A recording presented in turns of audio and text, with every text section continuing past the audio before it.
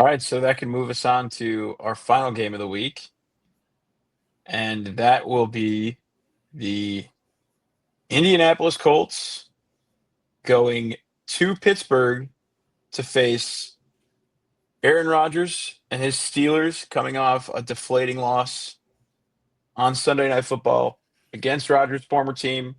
You know, he had it circled for the minute he signed in Pittsburgh. He had this game uh, circled on the calendar, and it was a deflating loss. So you're definitely going to have a motivated Steelers team going up against a Colts team that's 7-1. They have the best record, I believe. Yeah, best record in the NFL at this point.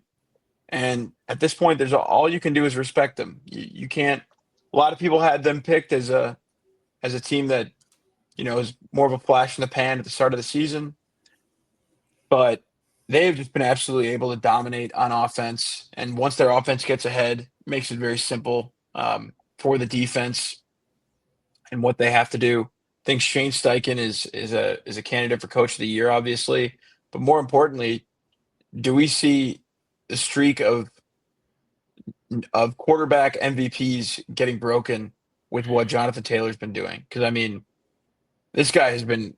If there ever were an MVP based on a running back leading the best team in football in the year 2025, it seems like it's unheard of at this point with the way that the running back position has become so fungible and, just replaceable, expendable, whatever you want to say. Jonathan Taylor is anything but that. He very well could be uh, the best offensive player in the NFL and the most valuable player to his team and what they're doing at this moment. So it's Colts going to the Steelers. I got to pick the Colts here. I mean, I think the run game, the defense is going to travel. Uh, Aaron Rodgers, the yards have not been there. He hasn't been able to move the ball as much as he would have liked. There's still some questions about how on the same page he is with those receivers. I feel like Christian and I were counting it, watching the game, how many an over under on how many times he would curse out his wide receivers. Uh, and there were quite a few. It just doesn't look like it's all the way there. I think their record has been inflated since the start of the year. Turtle mentioned it earlier that they kind of are a team that's lucky to have the record that they did in the first place to go 4-1 to start the year. But yeah, I mean, I would feel like an idiot if I did anything but pick the Colts. And I haven't mentioned it, Daniel Jones, to this point at all. Shout out to Daniel Jones for continuing to shepherd that offense. But Jonathan Taylor is really what makes it go. So I think Jonathan Taylor's going to be able to run the ball on this Steelers defense, put up a big game, and keep the train rolling for a Colts team that I didn't respect at the beginning of the year. So they made me eat my words. And maybe I'll make Turtle go first on this one to see if he feels the same way, because he was with me on doubting the Colts at the beginning of the year. How are you feeling about him now, and how do you feel about their chances in this game, Turtle? Yeah, I mean, like you mentioned, I've just been dead wrong about this Colts team. Jonathan Taylor, I don't know if you guys know how good he's been this year. He's on pace for 30 touchdowns. And Saquon Barkley was Offensive Player of the Year last year, and I think he scored 14 total. Uh, so I don't even know what to make of that. It's not like it's through a small sample size either. It's through 8 games. So look, I'll take the Colts here. Um, much for the reasons you mentioned, Pat. I think this is, even if they come back down to earth a little bit, I still think this is probably a top five offense for the rest of the year. I do have some concerns about their defense, just secondary wise. That's why, like, if you are struggling to come to a side in this game, I do think that the over um, could carry some weight a little bit, especially if you think the Colts are going to get out in front. It's going to be a lot of Rodgers throwing the football. Um, so I think the over carries some weight. But yeah, I can't go anywhere but the Colts here. I will eat. I gotta hop on the bandwagon after eating crow. And I just, quite frankly, I just don't think the Steelers are all that good. Um, you can see that in any of the futures markets you look at, that the 2-5 Baltimore Ravens are still favored to win that division. against a team that's sitting at 4-3, that tells me all I need to know. Is that the market thinks that Pittsburgh, quite frankly, isn't very good. And their defense is a little bit banged up as well. Um, but yeah, I'll take the Colts here. I do kind of like over 50.5 a little bit more than the Colts, but I'll go with the Colts as well. What's the line at for this game, by the way? I've seen 3.5 and threes out there. It's kind of like 3.25. Currently sitting at 3. Yeah. Okay, Mike, what's your read on this? 3-point line, Yeah, no, I mean, road favorite. What are your thoughts? I absolutely love the over in this game. I mean, DJ and Jonathan Taylor are on tears against defenses this year. Last week they put up 38 against the Tennessee Titans. I mean, that's 30 or more points in the past 4 straight games that they've had. But as they're 30th in total yards allowed against every team in the NFL right now. So I mean, and they've allowed more than 30 points 4 times this season. So I do love the over. I do lean the Steelers. Being at home and having Mike Tomlin as a 3-point dog. It's right. I mean, it bakes in. My best play with this is the over.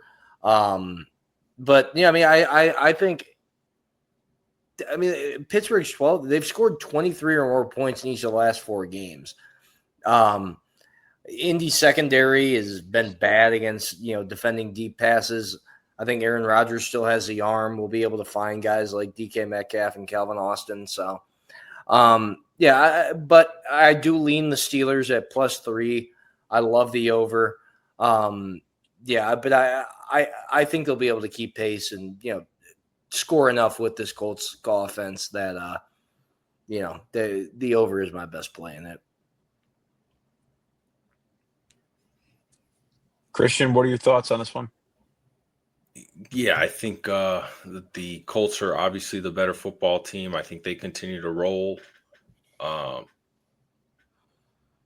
Again, I just don't think there's enough talent on this Pittsburgh roster. I think the defense is pretty old and slow. They did trade for they traded for Kyle Duggar today to help that secondary out. But Deshaun Elliott's out for the year, I believe. And yeah, they just look like a slow old team. They're not going to be able to stop Jonathan Taylor. I think he's definitely going to have multiple touchdowns again this week. And yeah, I think definitely for Indianapolis, they're going to score 30 plus points. I can't see the Steelers getting over 20, 25. But yeah, I do like the over just because I think Indianapolis is going to score with pretty good pace. Aaron's going to make some pretty spectacular throws, but just not enough consistency there out of the offense. And then that defense is a shell of itself. I think it's time to just reset, I think, in Pittsburgh. I mean, they're going up against maybe the most consistent offense statistically in like NFL history at this point with what they've been on pace and what they've been able to do, especially with a run game.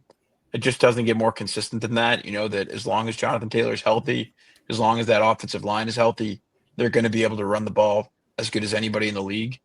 So when you talk about that going up against a very inconsistent team with the Steelers, even though they're on the road, yeah, it feels like the Colts are a safe play here.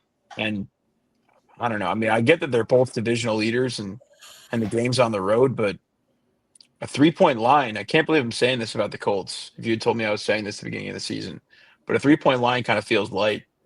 I'll definitely take the Colts to cover in this one for sure.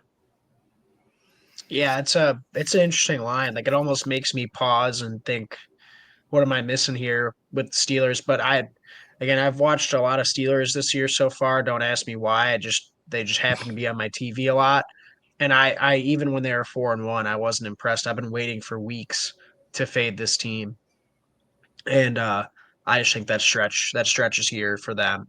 I wasn't high on them before this season. I think at some point this little experiment with Aaron Rodgers is going to blow up. And like Christian said, I just think that their defense is old. Like they just don't have a lot of juice, really on either side of the ball. I mean, I like Metcalf, I like Jalen Warren, and I like T.J. Watt, but they're super top heavy, and their DBs. I mean, shell of Jalen Ramsey, shell of Darius Slay. I think Joey Porter Jr. grabs and holds as much as Riley Moss does. He does. So He does. right up there with them. Not good company to be in.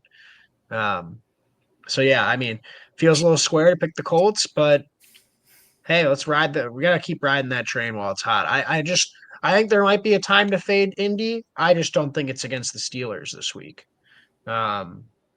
Maybe when they play the Chiefs in a couple weeks. Maybe the first time they play the Texans and they run into a real defense. I don't know, but not right now. Not against Pittsburgh. I'm getting nervous. The Colts might actually snag like a 1 seed or something. If they end up beating the Chiefs somehow in a couple weeks. I mean, who's their other competition for a 1 seed? I was gonna say who's stopping them then at that point.